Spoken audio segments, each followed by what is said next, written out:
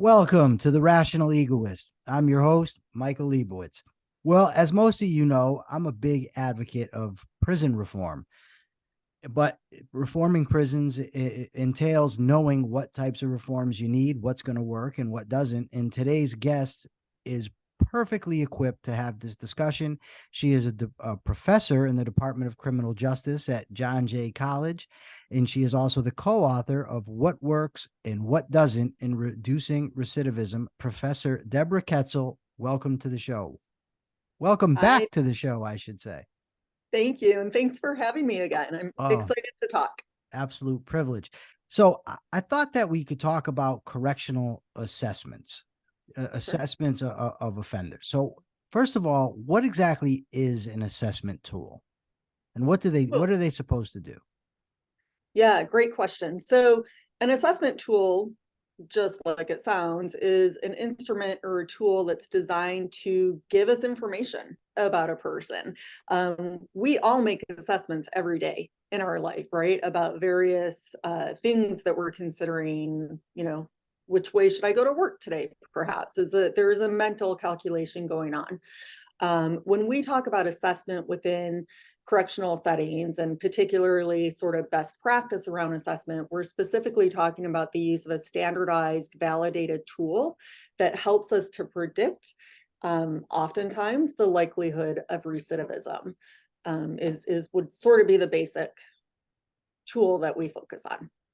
Now, such tools, assessment tools, are administered at least at 2 points in incarceration, right? They're administered upon entry to assess what programs that the offender needs, what would best suit him or her. And then they're administered when a person's getting close to release, say parole, so that we can assess the probability that that person is actually going to be effective and responsible out in the free world, right? Right. So theoretically, yes. Right. From talking. Ideally, an assessment, or what we would call a risk need assessment, would be conducted prior to making decisions about the types of services that we're providing to someone, right? So on the front end, as someone's entering into prison, where should they be? And part of that is going to be based on their risk and needs. Part of that, a lot of institutions have security assessments as well. And so that might also drive some of that decision making. We then want to make sure that we do an assessment on the back end, to your point, to sort of identify what is it that this person needs as they move back into the community. How do we help them? But the reality is, best practice would say that we also do reassessments annually, that while someone's in prison, assuming that they're receiving services, let's continue to reassess and see where progress has been made and if there are other needs that we should be focusing on. Okay, so that's the ideal. I have a gnat flying around here. It's going to drive me out of my mind. Okay, so what is the history of assessment tools? Right there, there's first generation, I think second generation, third. I'm not sure if there's a fourth, but what is the history of these tools? Yeah, so first generation tools would be, my colleagues and I call it the gut feeling index, the GFI, right? So it's a clinical assessment, not to take anything away from clinicians, but it's the idea that, we interview someone, have a conversation with someone, ask them about different areas of their life, and based on our interpretation of that discussion, we determine what their risk for recidivism is.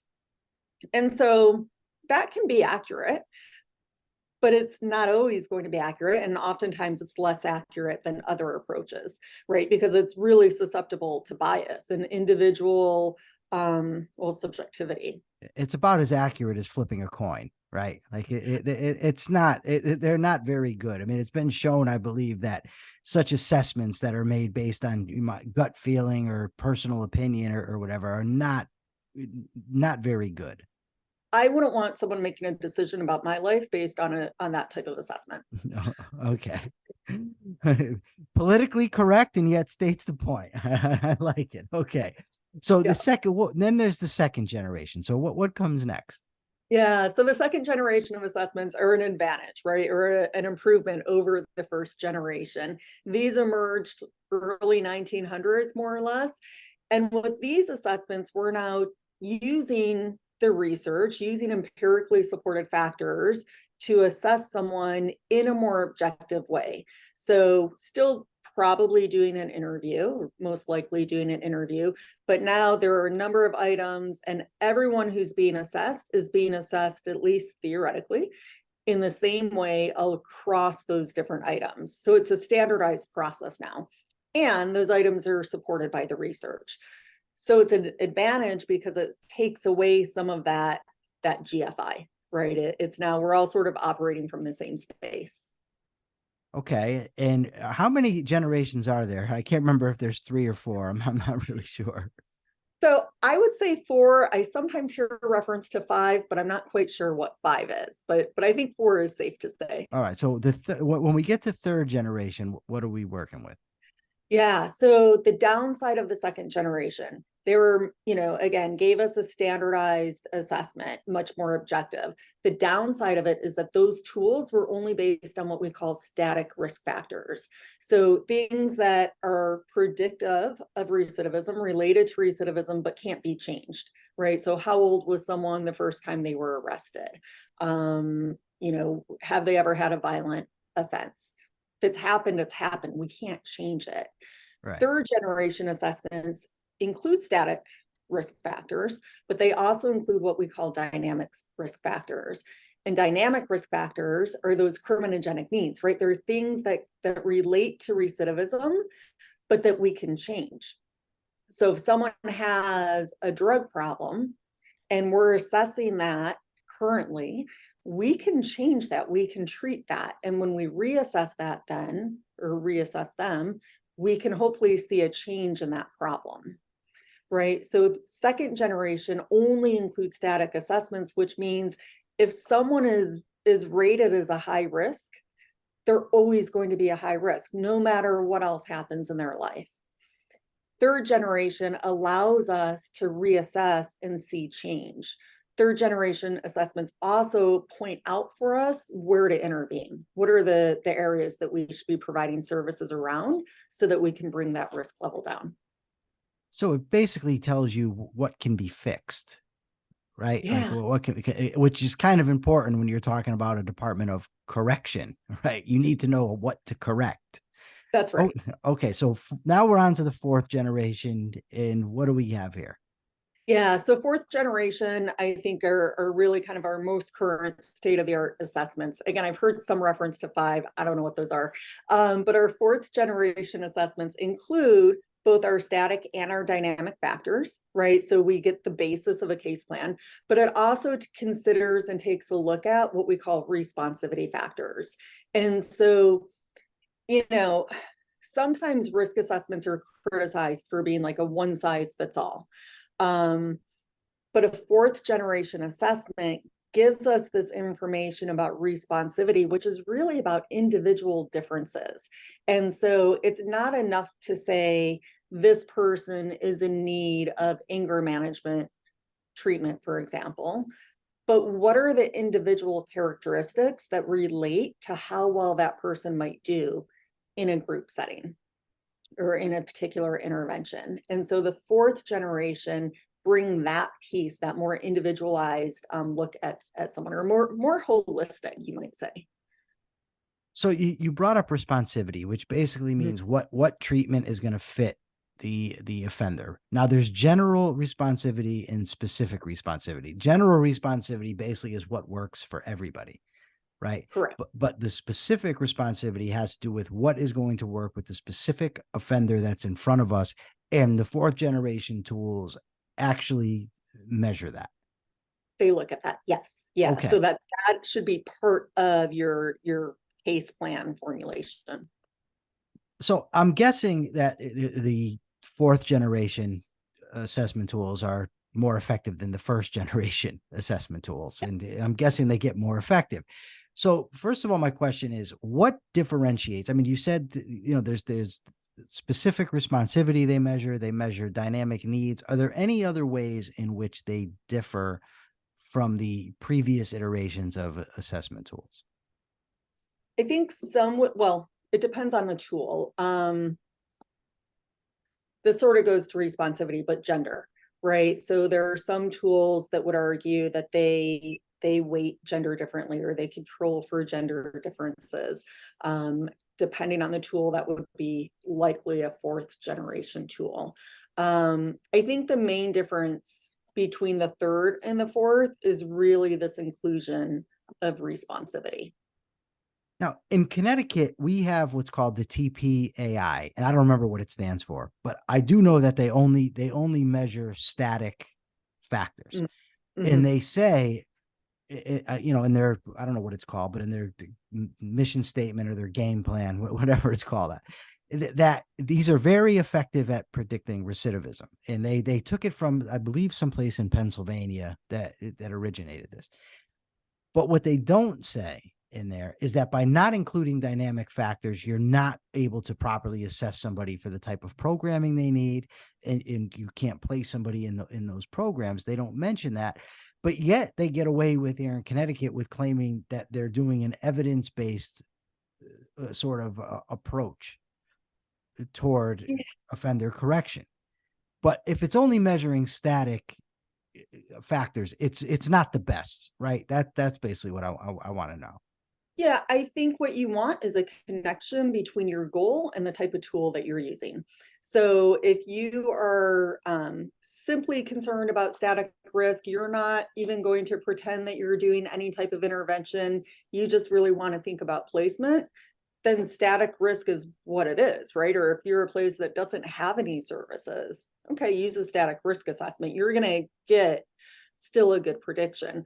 But if you want to help people change, right? If you want to provide intervention, if you want to help people improve their lives, then you need a third or fourth generation tool.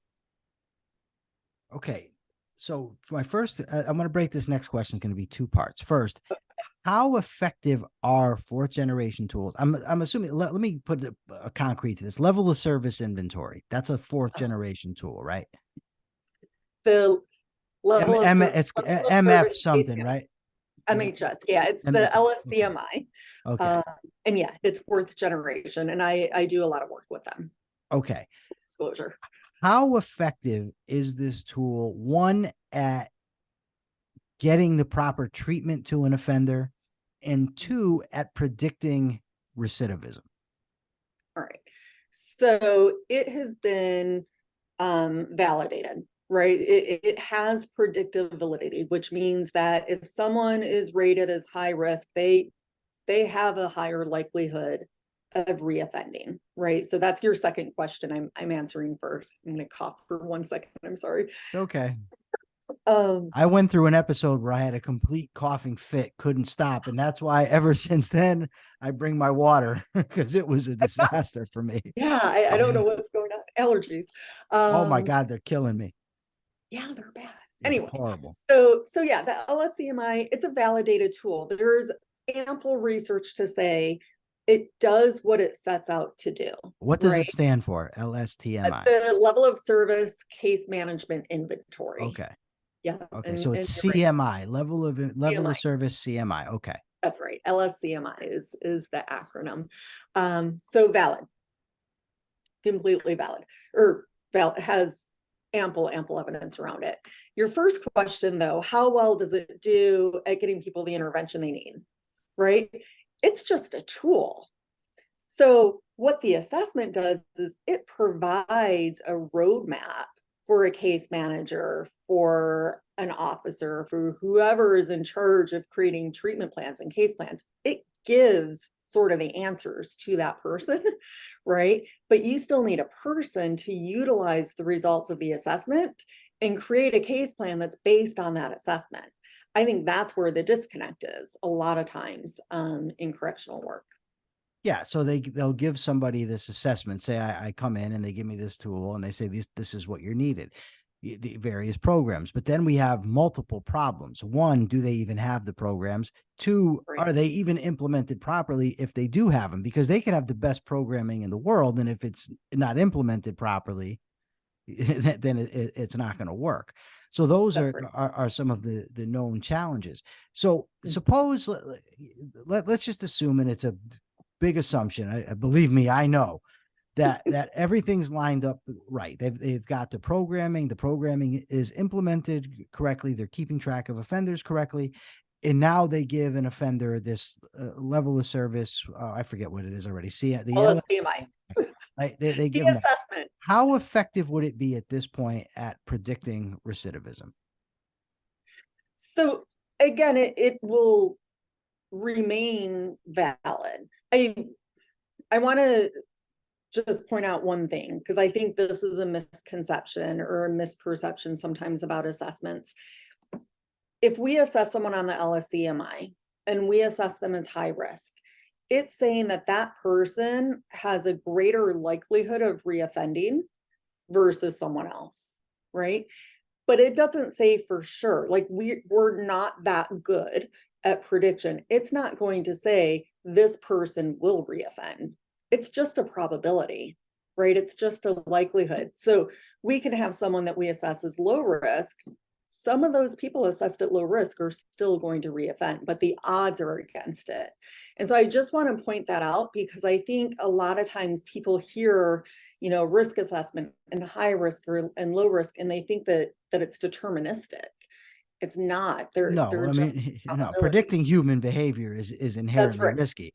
But I guess what I'm asking is, if you have, say, a parole board, and you have, me, I go before the parole board, and the parole board is either going to have me up there just talking, and they can look at random programming I've taken and correctional people saying things about me, whatever, or you have the level of service, the CMI there. What is going to be more accurate, I guess, at predicting who is going to be successful on parole or successful at integration into the community? So I would want to see a parole board using the results of an assessment to help guide their decisions, right? It's not a one-off. It's not just the assessment, but it's the totality of the information. Think about the assessment as diagnostic results, right? If you go to the doctor, you're not feeling well, they're going to take a number of different measures to sort of assess or determine what's going on with you. The risk assessment is one tool that should be used to guide decision making. Okay, but so it definitely should be used, which brings me to my next question. How widespread are the fourth generation assessment tools in correctional systems throughout the country, and the federal system for that matter? So I would say today that it's more common than not that a jurisdiction is using either a third or a fourth generation tool, one or the other. I would be surprised to show up someplace and have them not using some sort of risk need assessment. And when I say using it, I mean doing the assessment. I don't. Right. It's all the stuff that flows from it where I think that's less likely to happen still.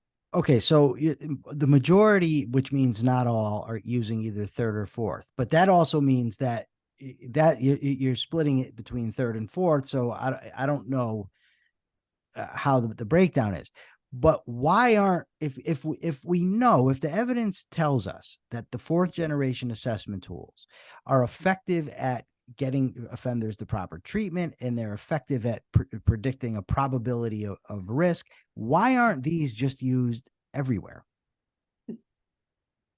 I wish I knew. So let me say, in terms of accuracy or validity, I don't know that there is any research to say that a fourth generation is better than a third generation. Okay. In terms of assessment of risk, it's when you get to the case planning piece, right? Because the fourth generation is going to include the responsivity issues, and that's going to allow you to make a more detailed, more individualized, more meaningful case plan. But in terms of assessment of risk and needs, I would say I don't know of any research that says fourth generation is significantly better. But it's better at assessing needs, though. They both are designed to assess needs. Or I mean, responsivity, better at responsivity, which is kind of important. I mean, you can, if you find out the needs, you find out what's wrong, but responsivity tells you how to treat it. It is. You could use other tools to assess responsivity. I'm not saying they're doing that, but you could do that. Are there other fourth generation tools other than the LSCMI? Yeah, the compass is considered a fourth generation tool. The ORAS is considered fourth generation. So the ORAS is the Ohio Risk Assessment System, coming out of the University of Cincinnati. The PICRA, I think I should know this, I think is fourth generation. The PICRA is used at the federal level. So it's pretty, it's much more standard now than it was. All right. I want to kind of, I don't know if backing up would be the right word, but or the right phrase. I want to address a little something different. So Okay. we talked about the programming. So general responsivity, right? What I want to get into kind of general and specific responsivity. Okay. General responsivity means what should be used with everybody, basically, right? What the broadly speaking, what offenders should be exposed to or be treated with. Yeah, so general responsivity would say that generally speaking, people are most responsive to behaviorally based approach to treatment, right? So that's when we talk about CBT or behavioral programs being more effective. That's general responsivity. What is the treatment approach that we should use that people are most likely to be successful with? Okay, so how does that work? Use me. I've got all. Believe me, I've got them all. I don't, maybe not so much anymore, but the criminogenic needs are there. So I have antisocial friends. I have antisocial values and antisocial attitudes. Right? Yeah. I screw everybody. My rights come first. How does the CBT address that?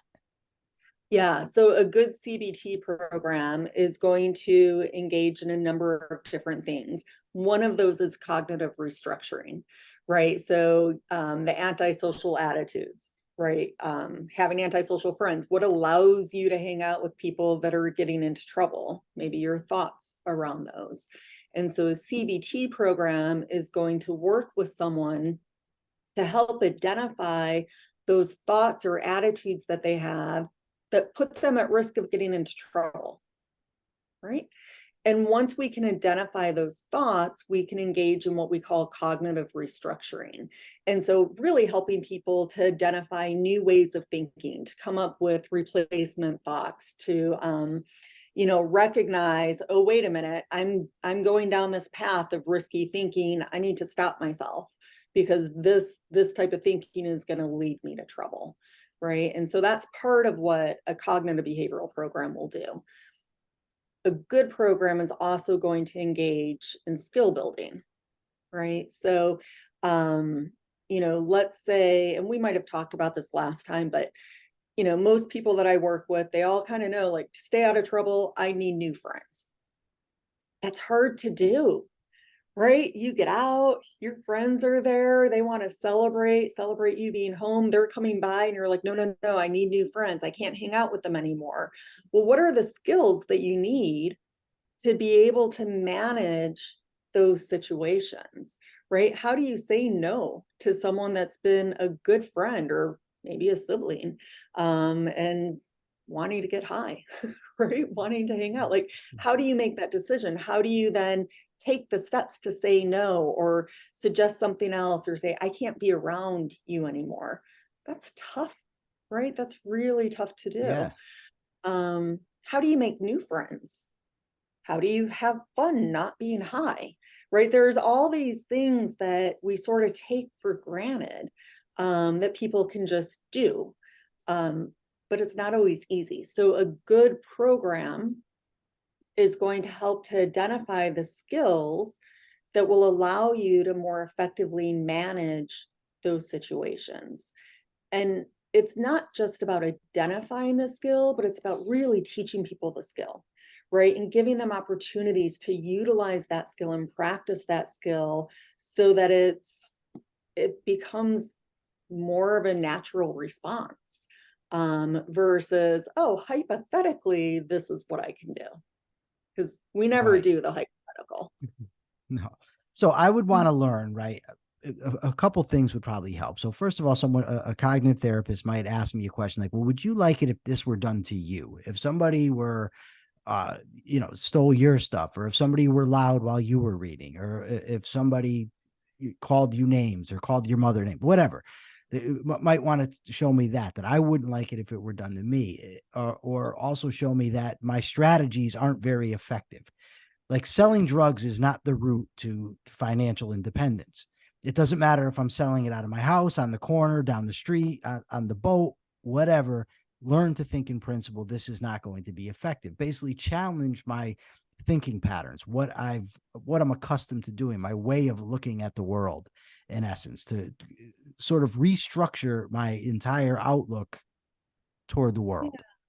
Yeah, some of it's going to be that, right? Some of it's going to be a little bit more concrete and hands-on. So let's take a specific situation Okay. where you got into trouble, right? What was the outcome? What was the trouble that you got into? What was the situation?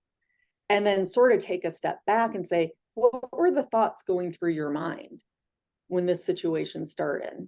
And okay, so these are the thoughts that were going through your mind. What were the feelings that came about from that? And we can start to see this link, or what we want to help people do is see the link between their thoughts, their feelings, and ultimately this action that occurred. And if we can see that link, then we can say, okay, let's imagine this situation again. What might be some other thoughts you could have? Replacement Right? thoughts. Maybe replacement thoughts that maybe aren't going to be so risky. And if you were to have that thought, or, this set of thoughts instead, what would the feelings be or the emotions be that emerge out of those? And chances are those emotions are going to be less extreme, right? And okay, so now if you're having these thoughts and these feelings around this situation, what's a likely outcome? And if we've identified good replacement thoughts, we should see that the hypothetical outcome would be different, right? That So then you're leads going to through your thoughts, your beliefs, your emotions, your actions, the consequences. yeah, Basically, somebody that's an offender, these things are all screwy. I mean, I know that's not a technical term, but they're screwy. And what the goal is to get somebody to be basically more reasonable and realistic about what life requires in yeah, order to have a successful life. yeah. Okay, so what about specific? What are we obviously they're specific, so we can't go over every possible specific contingency. But what are a few that a correctional practitioner would come across, like that a specific offender needs? Yeah. So at its core, specific responsivity is about matching the person with the facilitator, with the staff member, right? That's Okay, sort of the most core basic element of specific responsivity. So if you've ever had someone that there's just a personality conflict, right? Like colleagues, neighbors, whoever it is, like there's never been a bad moment, but just not someone you're going to want to hang out with, right? Someone who sort of sets you off inside for no reason in particular. That difference in personality could be a responsivity factor. I don't want to match someone with a group facilitator if there's a personality conflict, right? If it's like oil and water and they're not going to mesh, why would we expect that an offender is going to be successful in a group with a facilitator when they don't like each other, right. right? That's They're not going to be very, very receptive, right? The guy, you're not, it's just yeah, you're not going to be receptive, right? So that would be one, just simple personality. Other factors that we might consider are age. So if we're putting someone into a group and we've got an 18-year-old kid and a 60-year-old, and maybe all the rest of the group are in their 50s and 60s, probably not going to, let's say 40s. So the 18-year-old and the 40s, the 18-year-old might look at the rest of these guys thinking, I don't belong here. I'm not like them. Right. And so just that simple difference in age and life experience might be enough to sort of turn the 18-year-old off to the group. right? This isn't for me. It's these, I don't know what they're talking about. He's And not so that relating. it's not relatable, right? So those are some responsivity factors, two pretty obvious ones. Things like language would be an example of a responsivity factor. So I'm studying Spanish. I've been studying Spanish forever, it feels like, and I'm still really, really bad at Spanish. I know enough where I can fake it.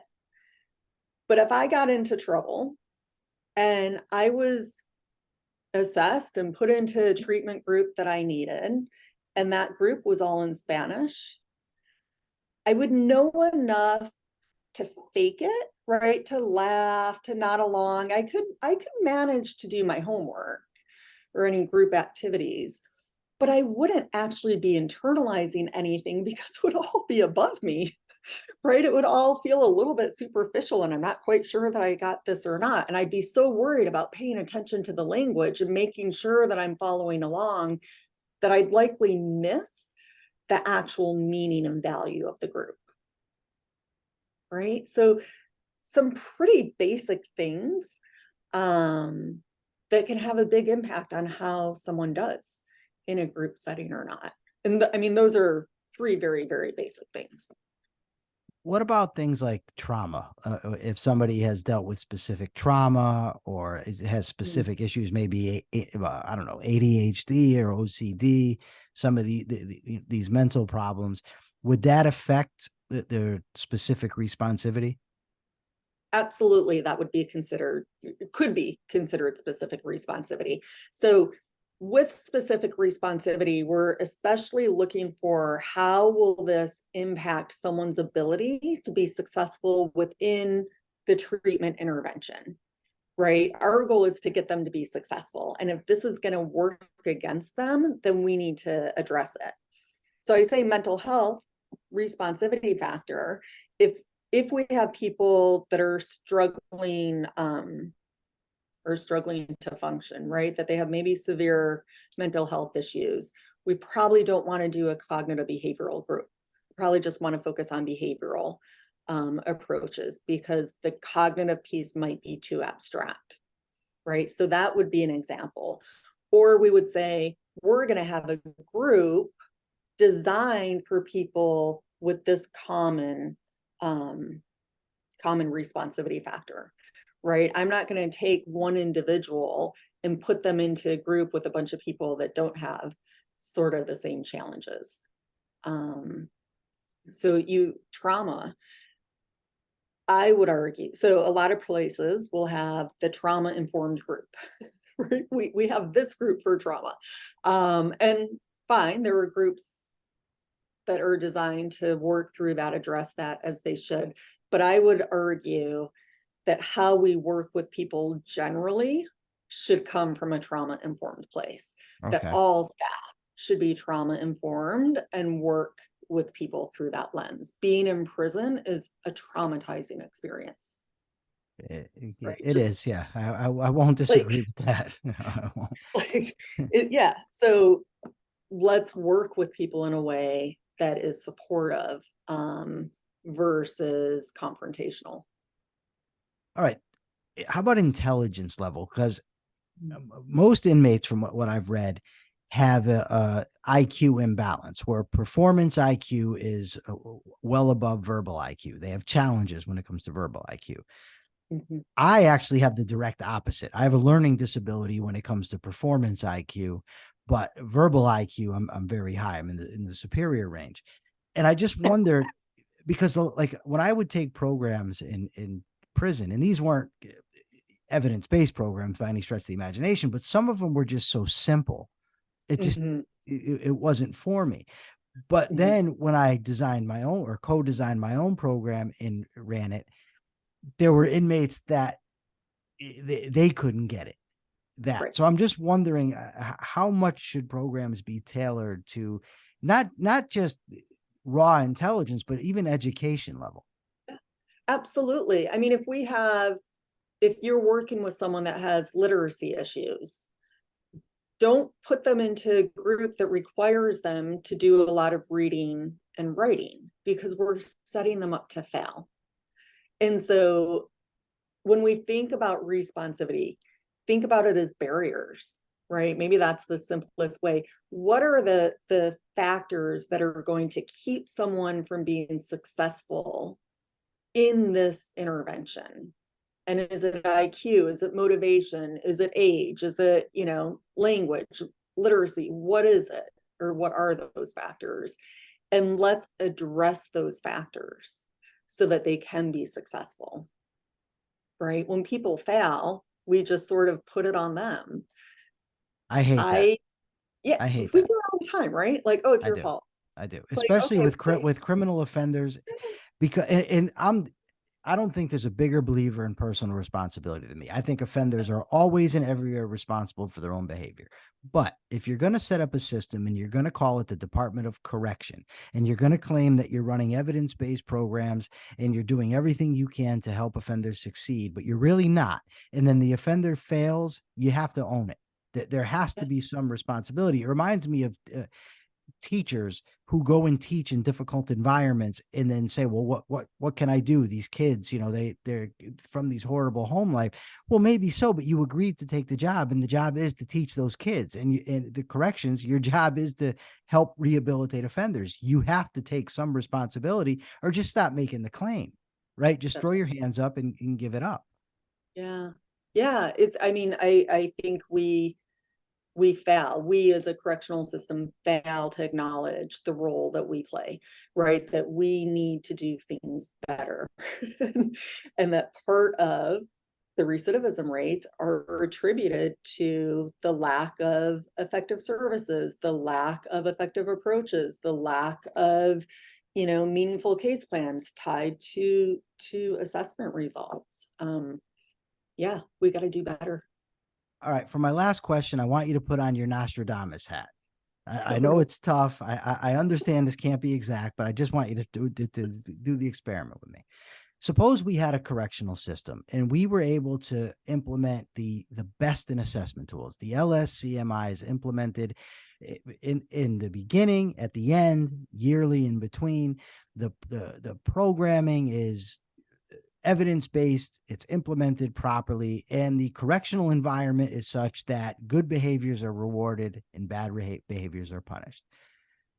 Say that when at the beginning of this, or say the comparison prison to comparison system, recidivism, 3-year recidivism is 70%. That's about where it hovers.